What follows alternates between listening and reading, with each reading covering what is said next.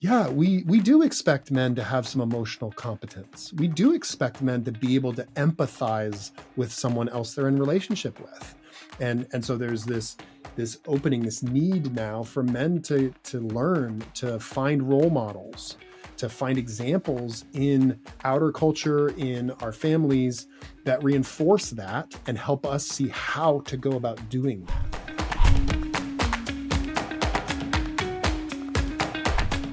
Welcome to Questions Men Ask. It's episode 3 of season 1. I'm John Symes, a coach, an author and a speaker here in California, joined by my co-host and good friend Jared Archbold, a coach from Washington State. Questions Men Ask is a podcast for men who are breaking out of the mold of traditional masculinity, questioning how that has affected them and finding new ways to express themselves in the world as men. Welcome. In today's episode, we'll be looking at what's the state of men for us personally. Last week we looked at some of the larger picture of what's going on in the world of men, and today we're going to look at how that affects our lives in detail. And we're promising you a really interesting episode looking at how our traditional roles affect our health, our well-being, and our relationships. Let's dive in.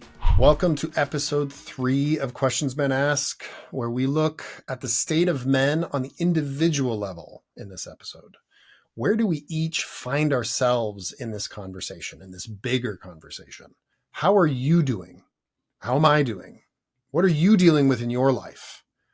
We'll be exploring this conversation inside of the mold that our fathers operated in and how we still feel that mold and the impacts that it has on us.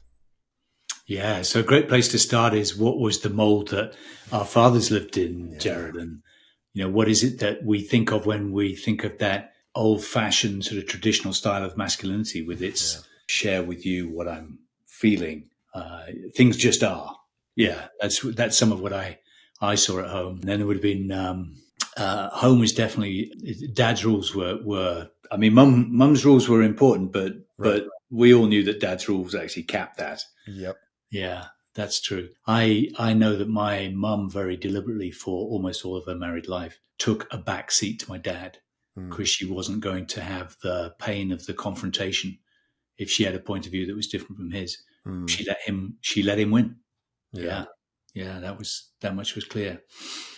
Yeah, and it was also clear within that looking after the home and the principal work of childcare was all my mum's responsibility. So I saw those as the patterns that were playing out in the home. What was it where you were? Mine was similar, but a little different. My mom was home with us for part of my childhood, especially younger, but then went back to work. And so it shifted a little bit, but yeah, still largely followed those gender roles. And yeah, when it came to the kids and tending the home and all of that, mom was in charge unless, like you said, it came to dad being the heavy. Like if one of us was acting up or we were, not following the rules or whatever, dad was the ultimate, lay down the law, don't mess with dad. But otherwise it was largely left to mom. Yeah.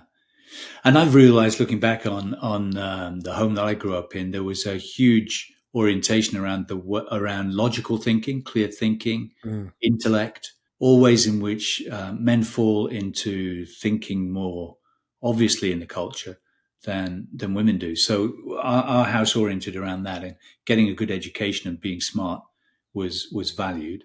That was more important than having any emotional fluency or emotional maturity or conversation about our feelings. And feelings really didn't get discussed, but would get to a boiling point and trigger either some anger or a withdrawal. Yeah. But there wasn't much space in between in our conversations. Yep. That tracks for me as well. Yeah.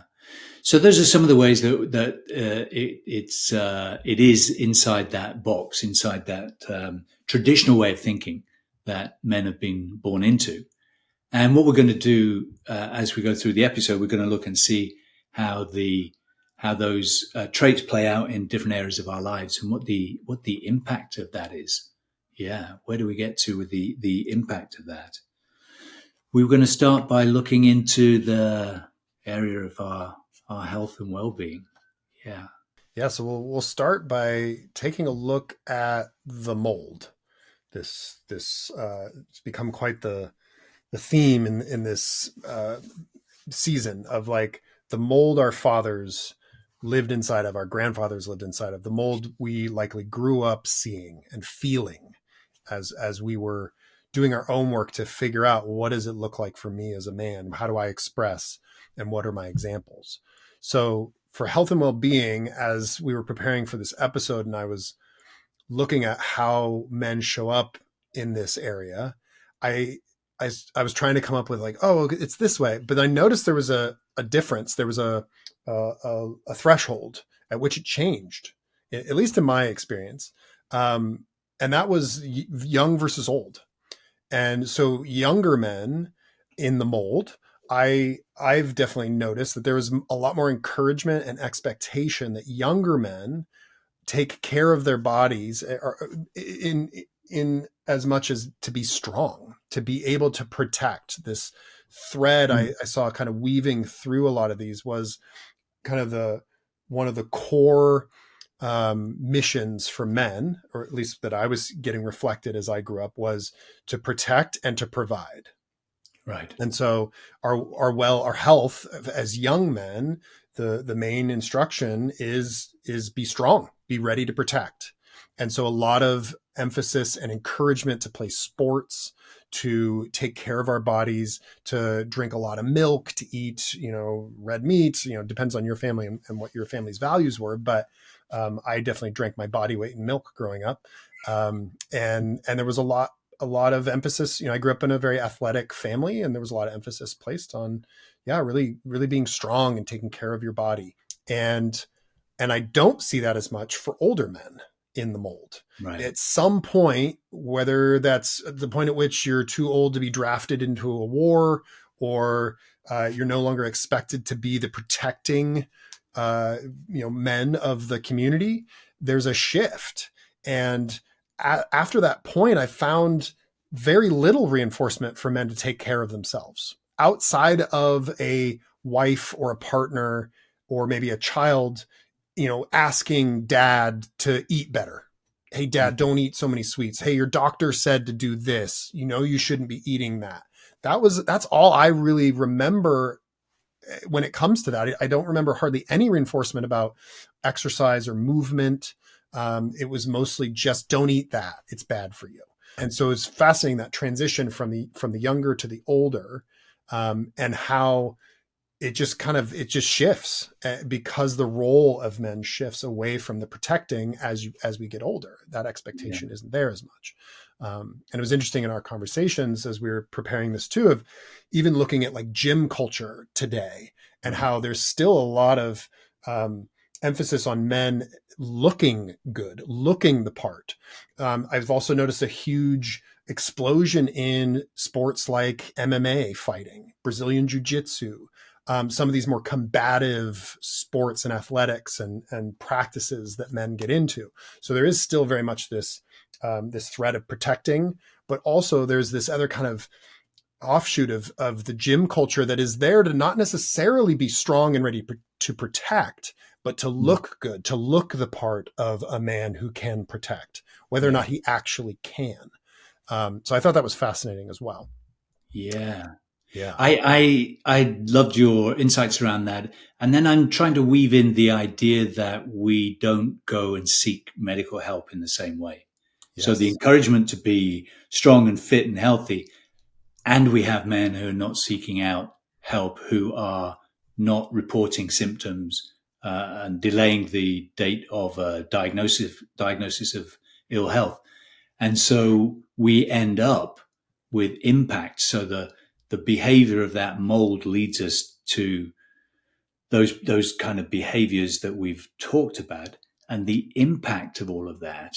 And this is where it's fascinating. It's like we can track, and we want to track the impact of traditional behavior from the mold. What's the impact of that? And in this area, it's about ill health. Yeah. It says our health suffers because we don't report it, because we don't seek help. And ultimately, as we said in an earlier episode, men are dying 6 years before women in this country. Yeah, So it leads to early death. We've got male behavior leading to early death. That's quite yeah, a that's quite a shocking summary in a certain way. Yeah, it is. Absolutely. yeah.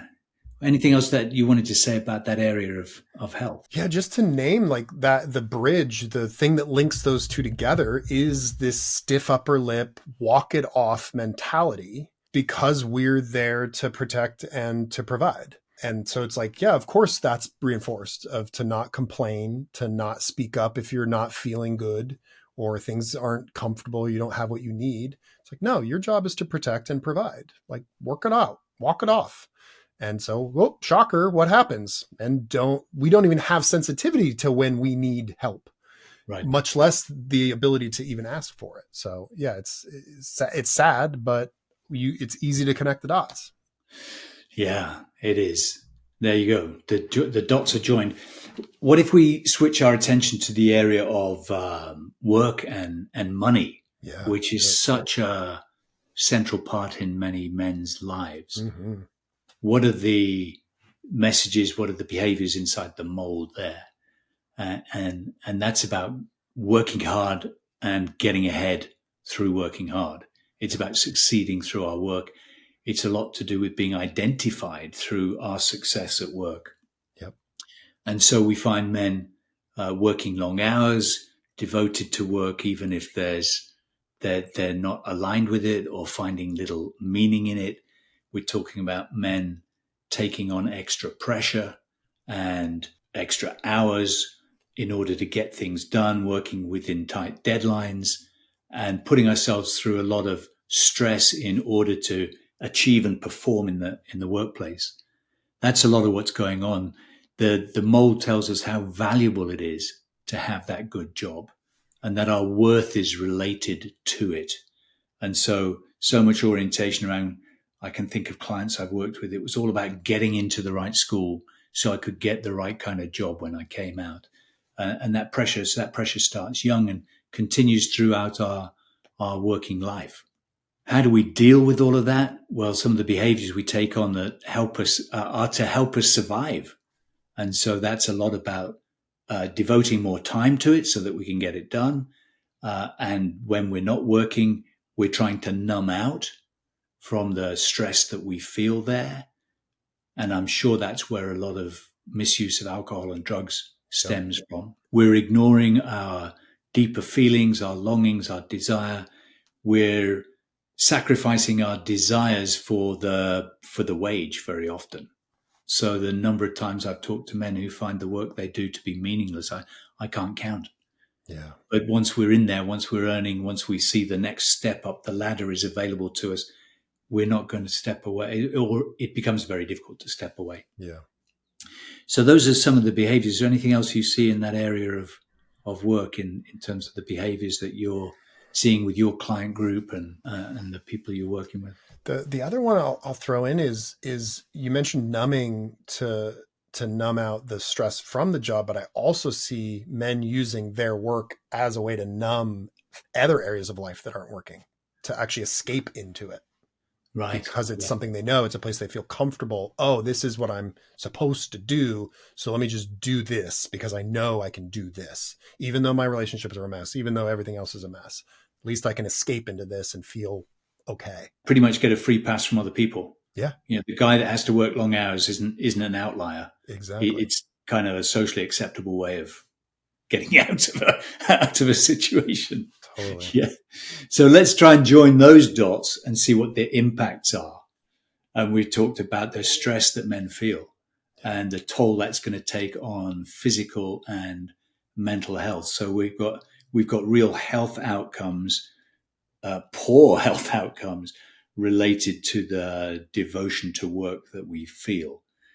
That's an important one. And then we've got men who spend way too long at work, the workaholics who are then stuck in one-dimensional lives, pretty dull, very little to add into, no juice flowing out from them into relationships or parenting. And we end up with this grumpy old if we're not careful. After years of doing it, that's what we've got. Yep. I was devoted to this. I had to do it. I couldn't get out of it. There was no alternative. Yeah. And I never liked any of it and didn't really nourish me. Yeah. That's my career. Thank you very much. Yeah. Do you still get a gold watch at the end of that? I don't know. Probably not. Not anymore. Probably don't even get the gold watch. Nope. So those are the impacts in our focus around work Yeah. from living inside the traditional male shape. Yeah. Yeah. Yeah. Well, let's look Mm. at the third core area for men, which is relationships. Mm. And Yeah, I and like let's look that at the one. mold of that. You know, when we look to our fathers and our grandfathers, the mold they were in of, you know, like when I started preparing this section, I was like, the mold is it's secondary. Like relationships are secondary to the work. So I love that we already talked about the work, because my experience and what I saw looking around me and speaking with other men is the mold is be as present as you can when you aren't working. Protect and provide for your family as the most important thing, because that's the best way you can show your love. The way you contribute, the way you love your people is you provide for them. You go do that dull job that you get the money, you get the paycheck, you bring it home, you put the food on the table. That's how you show love. And Yeah, and there's I not a don't lot have of to. expectation beyond that. Yeah, that means I'm not necessarily expected to show up as a person that's nourishing the relationship. Yeah, I'm not necessarily serving the relationship. I should be able to take this for granted because I'm doing all of that other stuff for us. exactly. There's a bit Yeah, of a free pass in that. yeah, that's a pattern I recognize in a younger me. So Yeah. Yeah. I'm familiar with that one. Yeah. Yeah. And then, you know, we look to the friendships and community, and really it being seen as a luxury. If you have time and space for friends, great. But, you know, and again, in our father's generation, my father had a few friends. But now I look at modern man inside of this mold, and there aren't friendships. The friendships have been pushed to the wayside with the shift in economics and how the living wage versus how much everything costs and how much it costs to buy a home. Like friendships are a luxury that have largely been set aside for a lot of men today who are trying to be inside of this mold. And honestly, that's one of the biggest things I hear from clients and from partners of clients is there's no friends. Your Yeah. entire world is inside of your romantic relationship, maybe your kids and your coworkers, and that's it. Yeah. Because the mold doesn't equip us to build friendships, and we can talk about friendships. And we'll also talk about intimate relationships. We're not equipped to build those relationships Yep. in either of those domains. If we're lacking the skills of empathy, we're lacking the willingness to be vulnerable, Yep. to share of ourselves, and to admit how we feel, even to say something more descriptive than "I'm fine." Right. So I'm good. that Fine. doesn't set us up to be great partners or friends, No, really. no, not at all. Yeah. And moving to behaviors of like the ways men act inside of this mold, you know, often forgetting things like birthdays and anniversaries, you know, not showing up to a lot of the kids' events like recitals and performances and sports games and whatever those things are. Um, you know, not showing up just in general, Mm, being a bit more in the background. I definitely, this rings true of my father, of just not being at a lot of stuff while my mom was. yeah, Um, and uh, and numbing feelings like that as an action, a behavior, which is completely understandable inside of this mold as a survival skill, is if you have to go do this job that doesn't align with your deepest longings and desires of being on this planet, what is available to you is to numb, to numb, whether that means suppressing in your own internal world, or as you spoke to earlier in the health section, of numbing with things like alcohol and drugs. yeah, um, it weighs on us, and that is a way that we can move through. So let's look at the cost. Let's look at some of the right, impacts yeah, of on our relationships of being inside of this mold. And you were naming just a moment ago, like the lack of skills to be a willing participant and a balanced participant in relationship. We're not practicing things like compassion and empathy. We're not practicing communication skills. We're not practicing things like thinking ahead to, or even tracking things like birthdays. Of like, do you have a calendar that says when the people you care most are having a birthday, or when your anniversary is? Like, and again, the expectations inside of the mold are part of that, but then the impact is without the expectation, and we're all just trying to survive. All that stuff falls by the wayside. And so then when very real stuff comes up in our relationships, like our partner's really upset or is really not getting what they need us to have this more mature, emotionally intelligent conversation. And many men are just at a loss. They cannot participate in that conversation. They don't have the capacity, the skills they need to show up and be a contributing member in that. Yeah. I'm also concerned about the impact that comes when men find it difficult to build the intimate relationships that they want. Yeah, And absolutely. so if we behave from within that the shape of the mold, Yep. we find it difficult to build relationships with women. We're not Yep. getting into relationships with women in ways which are satisfying. And then what's the impact that comes from that? Where does that fall? Yeah. What happens then I'm interested in what you think about it. Yeah, I mean, you get a lot of unhappy single men. I'm laughing, but it's really not funny. It's scary. We with the rise of mass shootings and the what's called the incel, the involuntary celibate male, which is a rapidly rising percentage of the male population. Let's You just you break that one down. So what yeah, that's the incel culture is an expression of the belief that if I'm not in relationship with a woman, it's because women are shunning me. It's not me looking in the mirror and saying, what do I need to do to get a date? right, right, It's like, why are they not giving me what I'm entitled to? yeah, And then we're in a very dangerous place. yeah, Then we're in a super dangerous place in our culture. We're into the consequence of that. Um, we're into the creation of rape culture, yep, which we could see points back to our incapacity to build relationship yeah, in normal ways, and exactly, then enjoy the benefit of those relationships, yeah, which might include sexual gratification, yeah. which comes through mutual pleasure. Yep. Yep.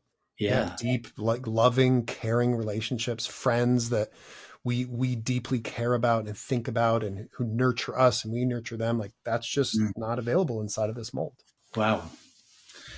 So we've looked at three different areas.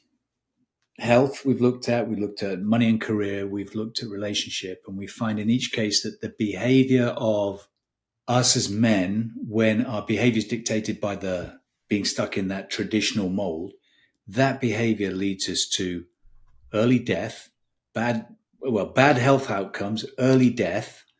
It leads us to being grumpy old men, and then in this other area, it leads to this terrible to misogyny and rape culture. Yeah. So that's a really disturbing picture that those trends are coming out of traditional ways of being. So we asked ourselves, let's look at the good news. You know what? That's not all that's going on. So if we look at the whole picture, what do we see when we look there? And the good news is that a lot of men are breaking from that mold. Yeah. And I'm sure that includes so many of our listeners Yeah. that are stepping away from those ways of behaving which limit their own lives and have impact on other people.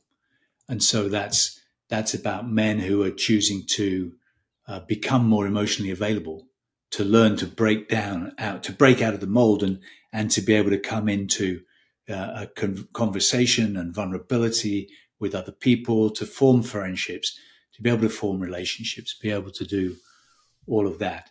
That's about men breaking out of the mold. It's about men recognizing who they authentically are and claiming it. It's okay to be me, however that is, and not have to conform to a box. I remember a terrible experience at the time. It felt like a terrible experience when I was 8 or 9 years old, walking to church in corduroy trousers, hearing the friction of the corduroy on my inner thighs rubbing together, noticing that and thinking I'm walking like a woman.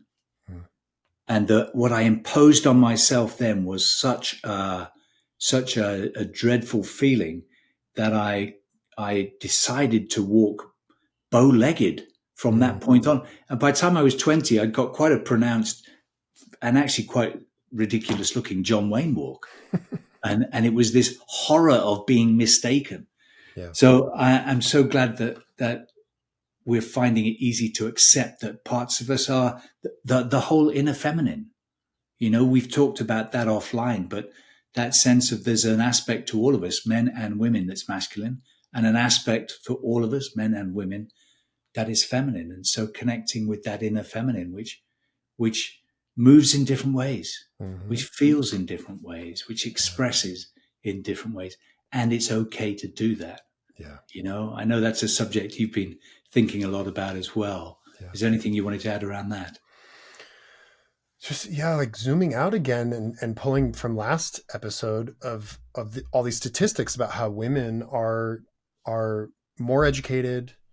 There's more of them in the workforce. They're moving into higher roles and more leadership roles. And a lot of that I see as women embracing their masculine, having the opportunity to embody and to be curious and to explore with a lot of courage their own masculine inner self. And that can be threatening, but we're in the section right now about like, what's the beauty here? And so I think what that's giving men the opportunity for is to explore our feminine, our inner feminine, and all of the beautiful capacities and gifts and traits of the feminine, of this deeply like connective, caring, loving, empathetic gifts that we've been just stuffing down, even though it's a very natural aspect to who we are as men. We just haven't given it any airspace. And part of that is cultural, part of that is family, part of that is what's expected. But there is, in this shift, there is that light peeking through now of like, yeah, there's some space for that now. There's some encouragement. There's some reinforcement for, yeah, we do expect men to have some emotional competence. We do expect men to be able to empathize with someone else they're in relationship with. And so there's this opening, this need now for men to learn, to find role models, to find examples in outer culture, in our families that reinforce that and help us see how to go about doing that. And, you know, we were looking for a great example when we were researching this of like, okay, there's got to be someone in mass culture who has really exemplified this. And we found the one we went with was The Rock. We're like, The Rock's perfect. He's so the mold in so many other ways. He's this big, muscly, strong dude.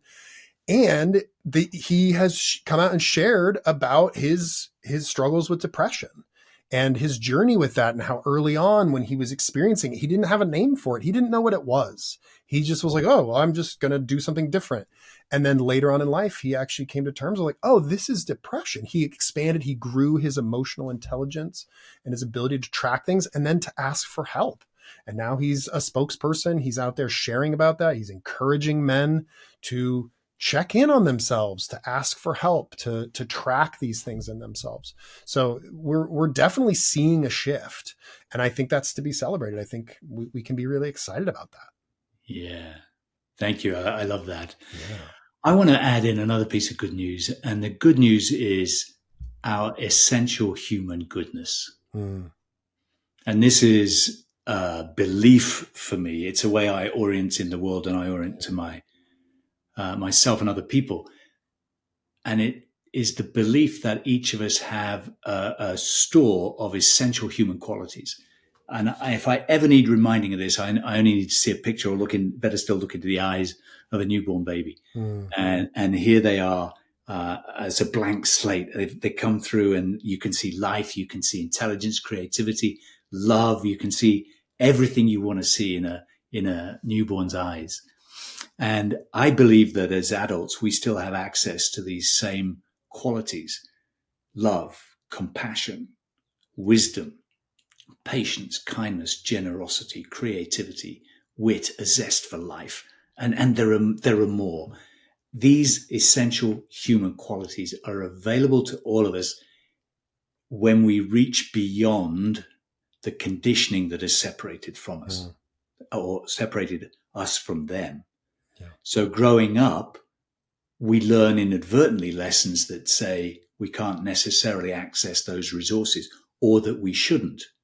We shouldn't, as we grow into men, we shouldn't be displaying too much kindness or too much gentleness or too much curiosity to other people, because we're poured into a mold in which it's not possible to express those things. But wherever you are, whatever mold you're stuck in, you do have access to your essential human goodness and those qualities that I've listed. What's necessary, the work we're trying to do, the work we're encouraging you to take on, is to learn how to reach in behind the conditioning to get access to those capabilities, how to do that more easily, how to do that more often. That's the work we're engaged in. And the good news is that is possible for all of us. Yeah. Our innate human goodness will never go away, and we can learn to access it more and more. That's the best news of all. It is. It's phenomenal news. Thanks for sharing that. Yeah. So, wow, we've been a few places today. What are you left with, Jared? Oh, I am left with, I'm really, preparing for this episode, doing this episode with you, I'm really left with the value of looking at the mold, of like, oh yeah, like defining it. And how it's, my mold's going to be different than yours, is going to be different from any of our listeners, but there are these archetypes. And I think we've done the best we can to pull that together. But I'm just left with the value of having that clarity, because then as we walk through our day-to-day life, we can notice it. Oh, that's the mold. We can notice that voice in our mind that pops up when we're confronting whether we should put in overtime this week or we should go be at our best friend's birthday party, or whatever it is. That we can notice the tone of the mold when it pops up, and notice that, oh, that might be an old way of thinking and walking in the world. And we hopefully get a moment to choose, is that fit for me? Is that how I want to show up? Or is that just some old conditioning that I haven't cleared out yet? So I think that's super valuable. I'm taking that away from this, and having that clarity. And yeah, I love that. How about you? What do you Well, I got that clarity, and I also love the fact that we were able to see a through line to what are the impacts of that. Yeah. And to actually see a through line that leads to early death for men. Yep. Kind of shocking to me. Yep. But also empowering, because when you can see what's going on, you've got the capacity to change it. Yeah. If we were just bumbling around and saying, hey, it's weird, men die earlier than women. Well, that's bad enough. But what we have now is the capacity. We can see the line of the through line, the cause of, and that gives us agency. Yeah. So I get from this, I actually get there's agency to shift the things that we've been talking about, the behaviors of the mold we were poured into. It gives me super reinforcement for the work of breaking out of the mold, continuing to try to do that fully for myself. I don't know if we ever completely escape the mold, but we get through more and more of its limitations. We get freer and freer as we do that work. Yeah. Gives me massive reinforcement for that, and a great underlining and reinforcement for the aims of this podcast, and what our listeners are doing every day, which is looking to break the mold, looking to ask the questions, find the answers that enable them to move away from that which has limited them and move into more freedom that will serve them in their own lives, will serve all the people who their lives touch. Yeah. So I get a lot of reinforcement out of the conversation we've had, which I'm glad of, because it seemed like quite a gloomy conversation early on when we looked at the state of men. But the state of men is, we know what's causing problems. And I know about men that when we know there's a problem, we're pretty darn good at fixing it. Yep. Yeah, Sure that's are. one of the traits we've developed fairly well. Yeah. So there's some fixing that we can see needs doing, and there's some fixing we can do. That's where we're going in the next episodes. Yeah. Yeah. Yeah. Yeah. All right. Well, Anything else in wrap up? well, in a nutshell, In a the nutshell, come takeaways, on. In a nutshell. what I offer to you all as listeners is, where are you in the mold? How is it impacting you? And is there a new direction, a new decision? Is there a way that you're ready to start breaking the mold? Love it. Yeah. Thank you for that, Jared. Thank you for listening, everybody. Yeah. Super appreciate you being here. Join us for the next episode next week. We'll see you then. That's all for this week. On the way out, I would love to invite you to subscribe to the podcast wherever you found it, and to pass the link along to any men you think might also want to be in this conversation. We will devote a future episode to the questions that you're asking us, and we'd love to hear your voices in that. If you read the show notes, you'll find a simple way that you can send in a question. We'll choose some of the most representative questions and feature those in that future episode. Last of all, to let you know that I host a monthly call for men. It's a free drop-in call hosted on Zoom. Men, wherever you are in the world, you can drop into that conversation, and we will continue to talk about some of the questions that we're dealing with here on the podcast. Again, all the details for that are in the show notes, and I hope to see you there.